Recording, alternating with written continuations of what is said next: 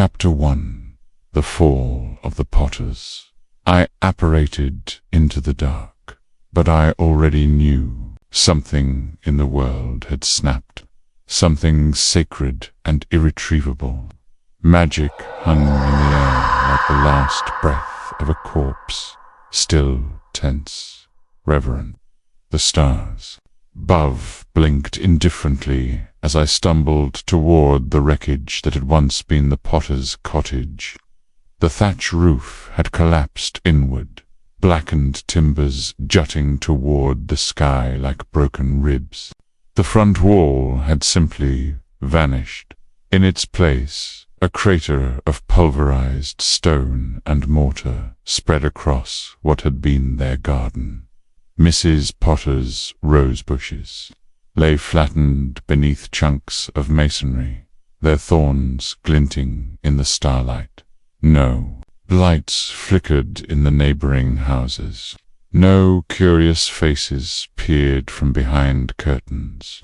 The Muggles would sleep soundly tonight, their minds clouded by memory charms that would make them forget the screams, the flash of green light, the sound of a house dying. The house, what remained of it, stood in broken silence. The roof was gone. A wall had collapsed inward, spewing bricks and timber across the lawn like discarded toys. There was no light, no movement. I knew he had done it. I had begged, keep her safe. And Dark Lord, with that icy smile, had promised to consider it. My stomach churned. The front door hung off its hinges. I stepped over it.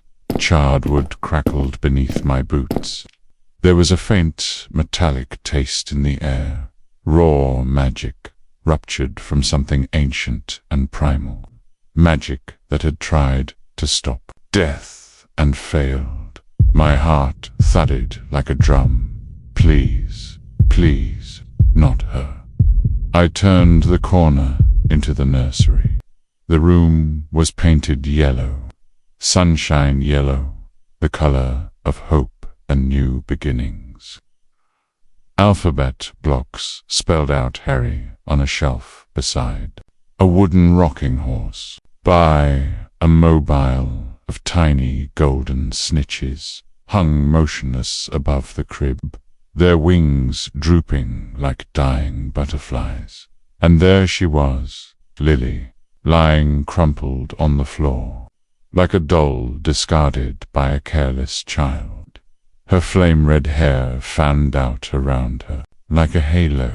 Her eyes, those emerald, laughing eyes, stared up at nothing, empty, wide. I sank to my knees. No, I whispered, my voice breaking on the word. No, no, no, no. My fingers trembled as I reached for her, brushing a lock of hair from her cheek. She was still warm. The sob tore out of me before I could stop it. Not the careful, silent kind I had trained myself to make. This was wild animal, the kind that clawed its way up from the pit of your soul and left you raw. I held her to me, heedless of the blood that smeared across my robes. I tried, I whispered, I tried to stop him. I asked, I begged him. A baby's cry pierced the silence. My head snapped up. He was still alive. Potter's boy. Harry. Lily's boy. I stared at him. This boy who had cost me everything. This child who bore James Potter's untidy hair and Lily's brilliant green eyes. The son she had died for. I looked down at her again. My heart splintered. This wasn't how it was supposed to be. I'd come to Dumbledore. I had given everything. My loyalty, my pride, my very soul, for this. Keep her safe. I had said and he had failed me. I don't remember leaving the house. One moment I was cradling her, and the next I was standing in Dumbledore's office, dripping rain and heartbreak onto his floor. He was waiting. He always seemed to be waiting. The light from the candles cast long shadows across the stone walls. Fawkes watched me silently from his perch, eyes glowing like molten gold. Dumbledore rose slowly from behind his desk, robes rustling. "She's dead," I said hoarsely. He nodded, solemn. "I know." A sound escaped me, not quite a word, not quite a scream. I turned away, unable to bear the weight of his gaze. "I told you," I hissed. "I warned you. I asked you to hide them all. Her, especially her. You wished me to spare her," Dumbledore said. "But not the boy, not the father." My hands balled into fists. I didn't care about them, just her. I would have given anything. "And what did you give, Severus?" he asked quietly. "What was the price of your request?" I turned, eyes burning. "Anything," I said. "Everything. Just bring her back. You know I cannot." The grief hit me like a tidal wave. I collapsed into a chair, elbows on my knees, face buried in my hands. "She died for him," I whispered. Dumbledore's voice softened. "Yes." There was silence. Then his footsteps, slow, approached. "You must protect the boy." "Now," he said. "She gave her life to save him. That act has power, ancient power, one Dark Lord could never anticipate." I looked up at him. "Protect Potter's son." My lip curled involuntarily. He saw it. "Can you do it?" he asked. "Can you set aside your hatred, your pride, and guard the life she died for?" I couldn't speak. I only stared. And then he said, "If you truly loved her."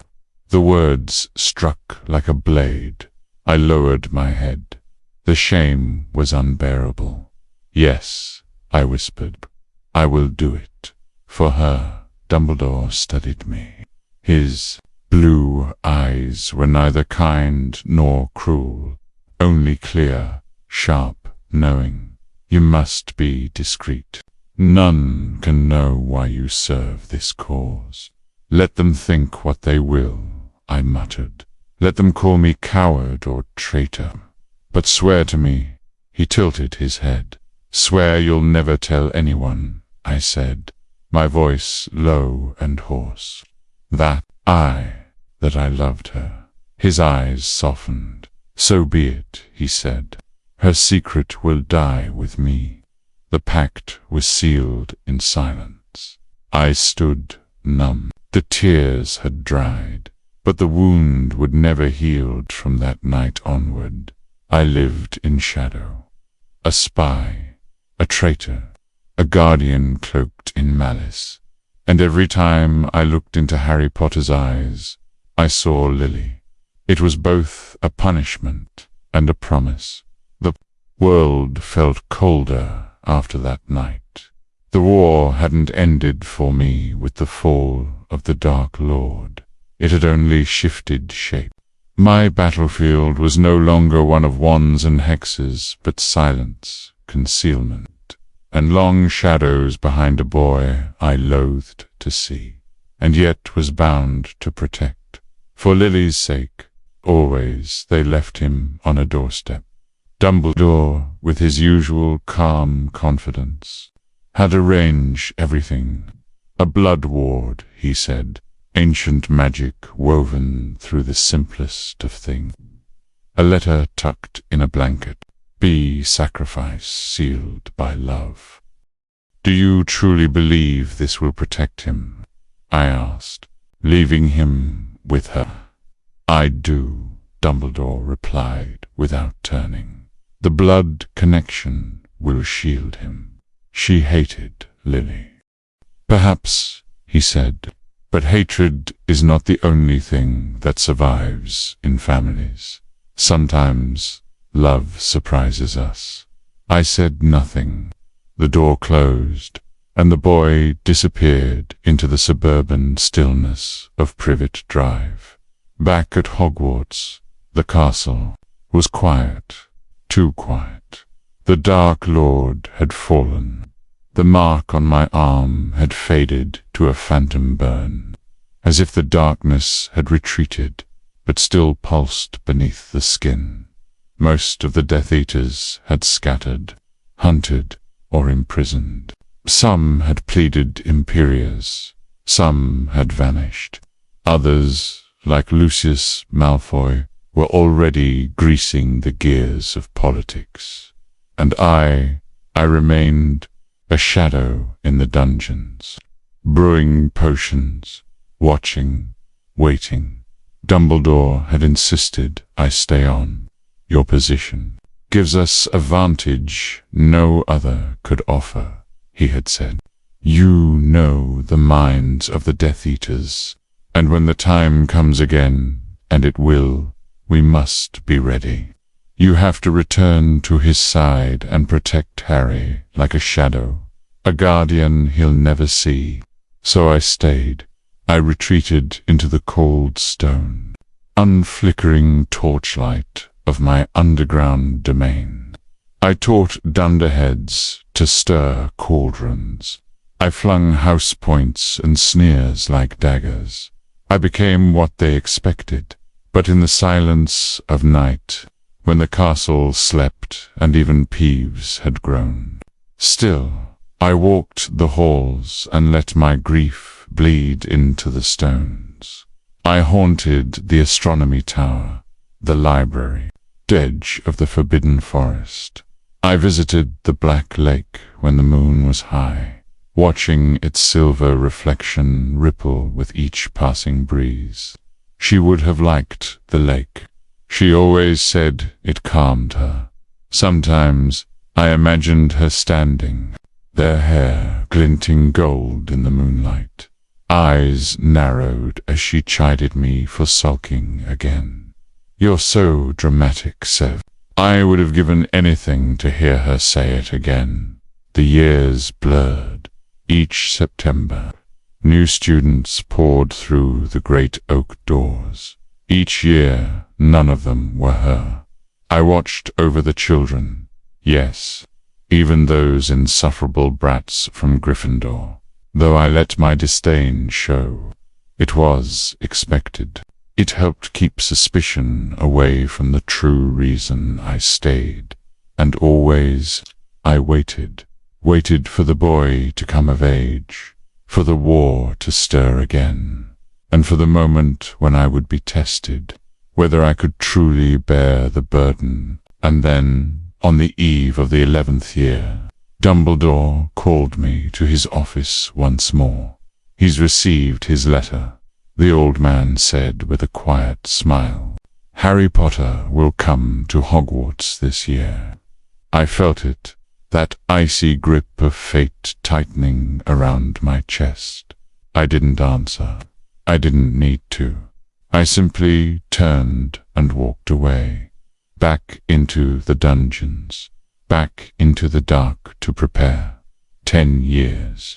Then he came. I had spent the afternoon in my quarters, pretending not to count the hours until sunset. At dusk, I made my way to the great hall for the sorting ceremony, arriving earlier than I usually bothered to, not out of eagerness, merely preparation.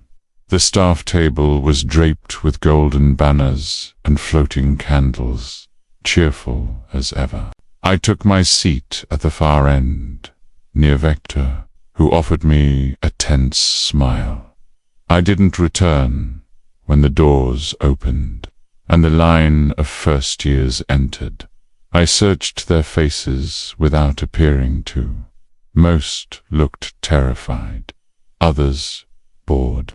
But then, there he was, black hair, too thin, glasses too large for his face. And then, the eyes, lilies. He scanned the hall with hesitant awe, walking beside the youngest Weasley. He didn't notice me, but I saw everything. Minerva called them forward, one by one. When she said, "Potter, Harry," a silence fell. He walked forward slowly. I watched every step, my spine rigid. The sorting hat took longer than expected. It whispered to him. I could tell. He was arguing with it, impressive in a way. Then, Gryffindor, of course. He joined the table to wild applause. Quill was rambling again. Fascinating creatures. Trolls. Did I ever mention I once encountered one in the Black Forest? Nasty temper, but easily outwitted. If you know the proper charm. I resisted the urge to sigh. Barely. The man's voice was a grating tremble, like someone trying to cast a spell while being strangled by their own nerves. His ridiculous turban bobbed beside me like some cursed ornamental sponge, still reeking of garlic and whatever other superstitious nonsense he had stuffed in there this week. I failed to see, I said, how any of this pertains to the syllabus. You are supposed to be teaching defense, not bedtime tales for squibs. He chuckled nervously, fiddling with his robes. Oh, quite right. Yes, of course. Still, students find stories so engaging indeed. And I'm certain your bedtime stories will be tremendously effective when they're facing actual curses that don't care about their feelings. I muttered. I turned away from him, tired of the stammering and the smell, and that's when I saw him. Potter, the boy stared back at me. No, through me, and something shifted. I felt it. Not magic exactly, but a reaction. A tether pulling taut. He winced, hand darting to his scar. Is he in pain? I am not sure. Quirrell had been talking for several minutes. Before I realized he hadn't actually said anything of value. Something about banshees, garlic, and a werewolf with poor table manners. Though, frankly, I'd take the werewolf over another minute of his stammering. Bit advanced, maybe, but I thought the first years would enjoy the tale. He wheezed, adjusting that ridiculous turban again. It grabs their attention, you see. I turned to him slowly, grabs their attention. So does a dung bum in the entrance hall. Shall we start handing those out in class as well? He blinked, laughed nervously, and tugged at his collar. You might consider, I continued, replacing the storytelling with something useful, like a basic shield charm, or better yet, coherent speech. The smile froze on his face. I sipped from my goblet and looked away, already bored. Honestly, I've seen flobberworms with more spine. The journey to my office took me through the familiar maze of Hogwarts' lower levels. I descended the marble staircase from the entrance hall, my footsteps echoing in the vast space as portraits whispered amongst themselves about the evening's events. The stone steps, worn smooth by centuries of use, led me down into the dungeons, where the temperature dropped noticeably, and the air grew thick with the scent of damp stone and old magic. The corridor that housed my office stretched ahead like a tunnel carved from the living rock of the castle's foundation. Flickering torches cast dancing shadows on the rough-hewn walls, their flames guttering in the perpetual draught that seemed to whisper through these depths. The stones beneath my feet were slick with moisture from the lake above, and I could hear the distant sound of water dripping somewhere in the darkness beyond. I passed the entrance to the Slytherin common room, hidden behind a stretch of wall that appeared no different from any other to untrained eyes. The password would change tomorrow. It always did after the sorting, when new students needed to be properly inducted into our traditions. Beyond that lay the storage rooms where I kept my rarer ingredients, their doors sealed with wards that would make even the most ambitious student think twice about attempting entry. My office door stood at the corridor's end, its heavy oak surface scarred by age and reinforced with iron bands that had been forged in the castle's earliest days. I pressed my palm against the wood, feeling the familiar tingle of recognition charms before the locks clicked open with a sound like breaking bones. The door swung inward on hinges that had been oiled with particular care. Silence was often more valuable than gold in these depths.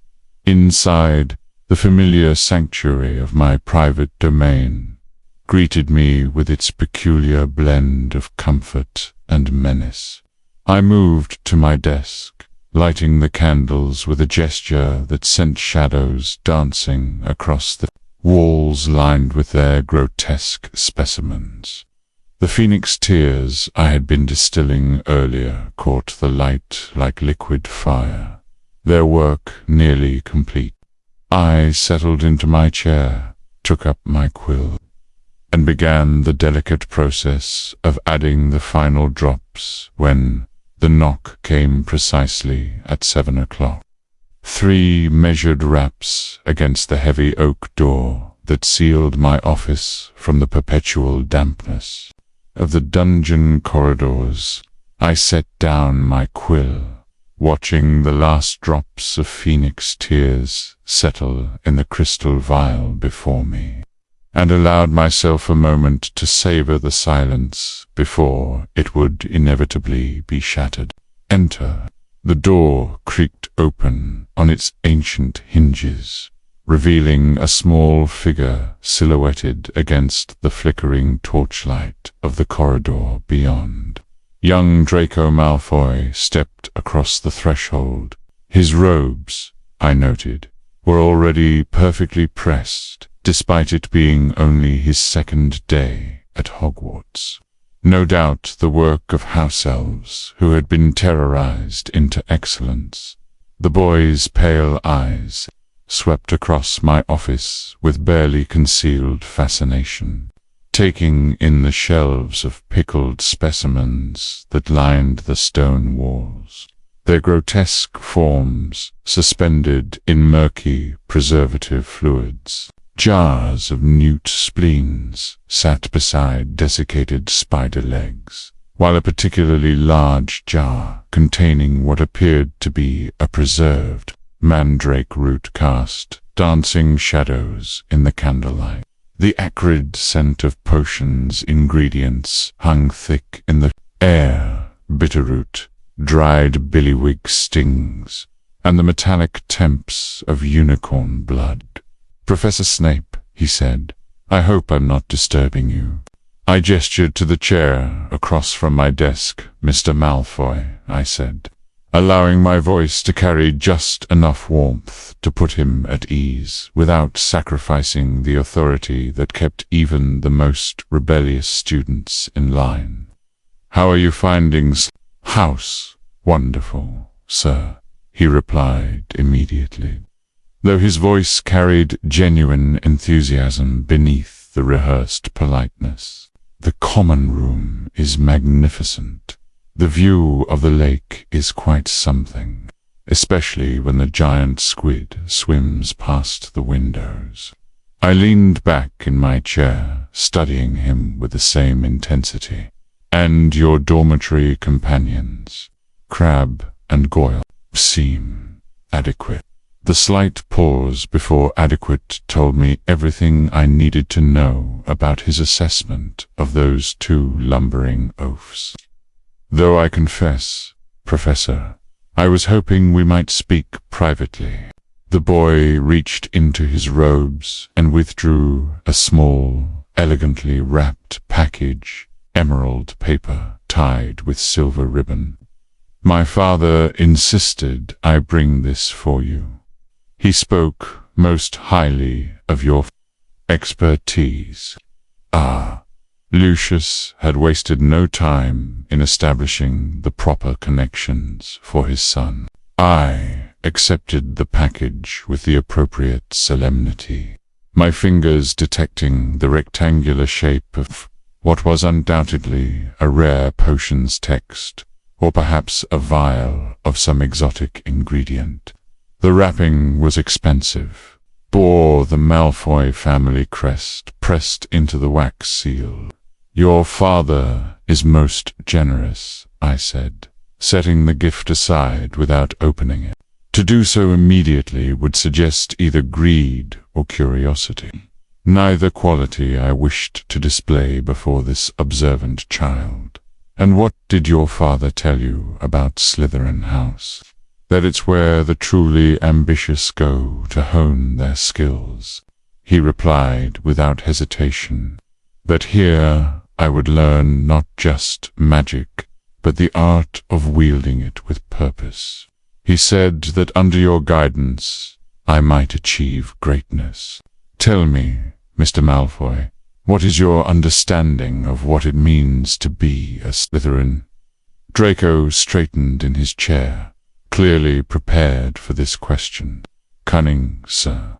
Ambition. The understanding that power belongs to those with the will to seize it. He paused, then added with a slight flush, and loyalty to one's own kind. Loyalty to one's own kind, I repeated slowly. An interesting phrase. And who, precisely, constitutes your kind, Mr. Malfoy? The boy's pale eyes glittered with something that might have been hunger. Those who understand that magical blood is not something to be diluted or wasted, sir. Those who appreciate the proper order of things. Lucius had indeed been thorough in his son's education. I leaned forward slightly, my hands steepled before me. And what, in your estimation, is the proper order of things? That magic is a gift not to be squandered on those who lack the breeding to appreciate it, he said, his voice gaining strength. With each word, that there are those who are meant to lead, and those who are meant to follow.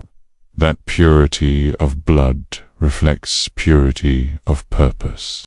The words tumbled out with the fervor of a well-rehearsed catechism. Yet I detected something else beneath the surface. Uncertainty, perhaps, or the desire to please. This boy had been shaped, molded into a vessel for his father's ambitions. Admirable sentiments, I said. Your father has clearly prepared you well for the realities of our world. Draco beamed at the praise, his shoulders relaxing slightly. He said you would understand, sir, that you, of all people, would recognize the importance of tradition. Your father and I have known each other for many years, I said finally. He said you were brilliant, sir, that your knowledge of the dark arts was unparalleled. The boy leaned forward slightly, his voice dropping to a conspiratorial whisper. He said that you could teach me things that other professors wouldn't dare. Your father's confidence is noted, I said. However, Mr. Malfoy, knowledge of such nature is not dispensed like sweets to first years, who have barely mastered the art of lighting their wands without singeing their eyebrows. Prove yourself worthy of your house first. Excel in your studies. Master the fundamentals before you presume reaching for the advanced ears, sir. You may go, Mr. Malfoy, I said, moving to the door and pulling it open. Thank you for your time, Professor Snape.